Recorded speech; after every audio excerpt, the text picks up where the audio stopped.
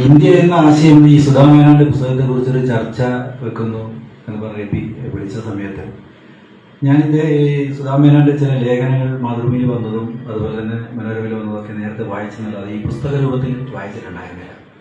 അപ്പം അങ്ങനെയാണ് ഒരു പുസ്തകം സംഘടിപ്പിച്ചിട്ട് ഈ പുസ്തകത്തിലൂടെ ഒന്ന് കടന്നുപോയത്.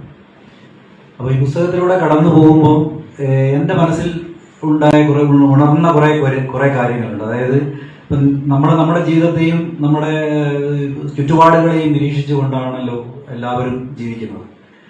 അങ്ങനെ വരുമ്പോൾ ഞാൻ എൻ്റെ ഗ്രാമത്തിൽ, അതായത് ഞാൻ പയ്യോളി എന്ന് പറയുന്ന കോഴിക്കോട് ജില്ലയിലെ ഒരു ഗ്രാമത്തിൽ ജനിച്ച ഒരാളാണ്.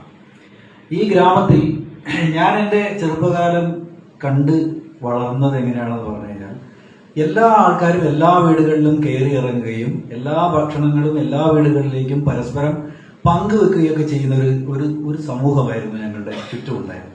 അപ്പം എൻ്റെ സുഹൃത്തുക്കൾ എന്ത് ജാതിയാണ് എന്ത് മതമാണ് എന്ന് ആരും നോക്കാറില്ല. അവർ നമ്മളെ വീട്ടിൽ വരുന്നു, വെള്ളം കുടിക്കുന്നു, ചായ കുടിക്കുന്നു, ഭക്ഷണം കഴിക്കുന്നു, തിരിച്ച് ഞങ്ങൾ അവരുടെ വീട്ടിൽ പോകുന്നു.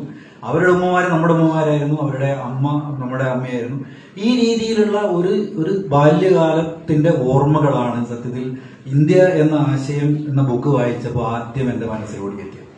പക്ഷേ ആ ഒരു സമൂഹത്തിന് വന്ന മാറ്റം സത്യത്തിൽ എന്നെയും ഞെട്ടിപ്പിച്ചു ഒരു കാലഘട്ടത്തിൽ. അതായത് കൃത്യമായി പറഞ്ഞു കഴിഞ്ഞാൽ ബാബറി മസ്ജിദ് തകർക്കപ്പെട്ട ഒരു ദിവസവും അതിനുശേഷവുമുള്ള എൻ്റെ ചുറ്റുപാടുകളിൽ വന്ന മാറ്റം ഞാൻ പോലും അറിയാതെ, ഞാൻ എൻ്റെ നിരീക്ഷണത്തിൽ തന്നെ എനിക്കൊരു അത്ഭുതം പോലെ ഉണ്ടാക്കി. അതായത് എൻ്റെ വീട് തൊട്ടടുത്തൊരു കീത്താന മൊയ്തീൻ എന്ന് പറയുന്ന ഒരാളുണ്ടായിരുന്നു. അദ്ദേഹം കോൺഗ്രസിന്റെ അവിടുത്തെ പഞ്ചായത്ത് നേതാവായിരുന്നു. അദ്ദേഹത്തിന് അനിയനൊരു വാവ എന്ന് പറഞ്ഞ പോലീസുകാരുണ്ടായിരുന്നു. തൊട്ടടുത്ത വീടാണ്, ഞങ്ങളുടെ വീടിനുള്ള അടുത്ത വീടാണ്. അവരൊന്നും ഈ വെള്ളിയാഴ്ച വന്നാൽ പോലും പള്ളിക്ക് പോകാറില്ല. പക്ഷെ അവരവരുടേതായ ഈ ഒരു പ്രത്യേക ഒരു ജീവിതമായിരുന്നു. പക്ഷേ എന്തുകൊണ്ടോ എന്നറിയില്ല, ഈ ബാബറി മസ്ജിദിന്റെ ഈ തകർച്ചയ്ക്ക് ശേഷം അവിടെ ഒരു സമൂഹം അറിഞ്ഞോ അറിയാതെയോ അകലുന്ന ഒരു എഫക്റ്റ് അവിടെ ഉണ്ടായി. അവരുടെ വേഷവിധാനങ്ങൾ മാറുന്നു, അവരുടെ പരസ്പരമുള്ള കമ്മ്യൂണിക്കേഷൻ, നമ്മളുമായിട്ടുള്ള കമ്മ്യൂണിക്കേഷനിൽ എന്തോ ഒരു അകൽച്ച വരുന്നു.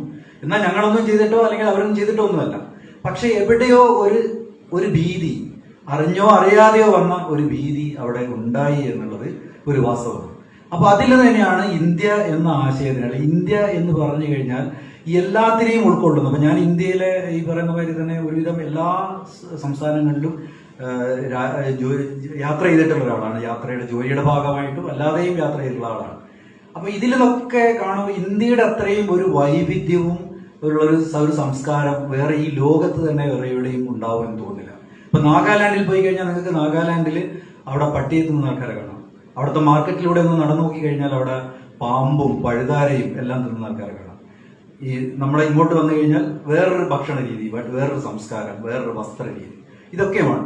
അപ്പൊ ഈ സമയത്ത് പോലും നമ്മളിപ്പം നാഗാലാൻഡിൽ ചെല്ലുമ്പോൾ ചിലപ്പോൾ നമ്മൾ ആലോചിക്കാറുണ്ട്, നാഗാലാൻഡിൽ ചെല്ലുമ്പോൾ അവിടെ ഒരു പ്രത്യേക പാസ് എടുക്കണം. അവിടെ ചെല്ലണമെന്നുണ്ടെങ്കിൽ നമ്മൾ ഇന്ത്യക്കാരാണെന്നുണ്ടെങ്കിലും ഇന്ത്യയുടെ ഭാഗമായ നാഗാലാൻഡിൽ ചെല്ലാൻ നമ്മൾ പ്രത്യേക പാസ് എടുക്കണം. ഇങ്ങനെയുള്ള കുറെ ചെറിയ ചില ഈ തടസ്സങ്ങൾ അപ്പോഴുമുണ്ട്. അതായത് നമ്മൾ നേരത്തെ പറഞ്ഞല്ലോ, ഇന്ത്യൻ ഭരണഘടന ഉറപ്പു നൽകുന്ന കുറെ കാര്യങ്ങളുണ്ടെങ്കിൽ അതിനപ്പുറത്തോട്ട് ഇനിയും നമ്മൾ എത്തിപ്പെടാത്ത കുറെ ലക്ഷ്യങ്ങൾ, അല്ലെങ്കിൽ എല്ലാം ഒന്നാണ്, ഇന്ത്യ ഒന്നാണ്. ഇതിനകത്ത് തന്നെ ഈ പുസ്തകത്തിൽ തന്നെ പറയുന്നുണ്ട് റെയിൽവേയെ പറ്റി. റെയിൽവേ സത്യത്തിൽ ഒരു രാജ്യത്തിന്റെ ഒരു നാഡീ ഞരമ്പ് തന്നെയാണ്.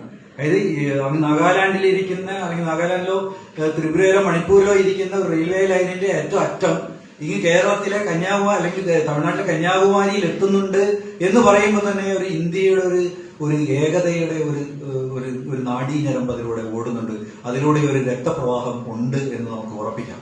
പക്ഷെ ഇതില് സുധാ മേനോൻ പറയുന്നുണ്ട്, അതായത് ഇന്ത്യയുടെ ഏകത്വത്തിന്റെ ഒക്കെ ഒരു പ്രതീകമായി റെയിൽവേ മാറിയെങ്കിലും വിഭജനത്തിന്റെയും, അതായത് ആ വൈരുദ്ധ്യങ്ങളെയും സുധാ മേനോൻ കാണുന്നുണ്ട് എന്നുള്ളതാണ്. ഇത്തരം വൈരുദ്ധ്യങ്ങൾ കൂടി കാണുന്നു എന്നുള്ളതാണ് ഈ പുസ്തകത്തിന്റെ ഒരു മെച്ചമായിട്ട്. അതായത് ഇന്ത്യ എന്ന് പറയുന്ന ആശയം ഉണ്ടെങ്കിൽ പോലും അതിനകത്തുള്ള വൈരുദ്ധ്യങ്ങളെയും സുധാ മേനോൻ കാണാതെ പോകുന്നില്ല. അതിനകത്തുള്ള ഈ പുസ്തകം ഇത്തരം ഒരുപാട് കാര്യങ്ങൾ എന്റെ ഇതിൽ, ഇപ്പൊ ഉദാഹരണമായിട്ട് പറഞ്ഞു കഴിഞ്ഞാൽ ഇപ്പൊ ഗാന്ധിജിയുടെ, ഗോവൻ സാർ പറഞ്ഞല്ലോ, ഗാന്ധിജി ആഫ്രിക്കയിൽ നിന്ന് ഇവിടെ എത്തിയ കാര്യം. അപ്പൊ ഗാന്ധിജി പോയ ആഫ്രിക്കയുടെ ഒരു സ്ഥലത്ത് പോകാനുള്ള ഒരു ഭാഗ്യം ഒരിക്കലും ഇങ്ങനെ കിട്ടി. അപ്പൊ അന്ന് അത് ഒരു വലിയ ഒരു ചൂതാട്ട കേന്ദ്രമായിരുന്നു. ആ ചൂതാട്ട കേന്ദ്രത്തില് സന്ദർശിച്ച് അവിടെ നിന്ന് ഭക്ഷണമൊക്കെ കഴിച്ചിങ്ങനെ ഇരിക്കുമ്പോൾ കാണാം ഒരു ചുമരിന്റെ മുകളിലൊരു ബോർഡ്, MK ഗാന്ധി ഇവിടെ പ്രസംഗിക്കുന്നു പറഞ്ഞിട്ട്. പഴയതാണ്, അദ്ദേഹത്തിന്റെ പഴയ ഫോട്ടോ ഒക്കെ വെച്ചിട്ട് MK ഗാന്ധി ഇവിടെ പ്രസംഗിക്കുന്നു, ഇത്രാം തീയതി ഇവിടെ പ്രസംഗിക്കുന്നു. ജോഹന്നാസ്ബർഗിനടുത്തുള്ള ഒരു സ്ഥലമാണ്.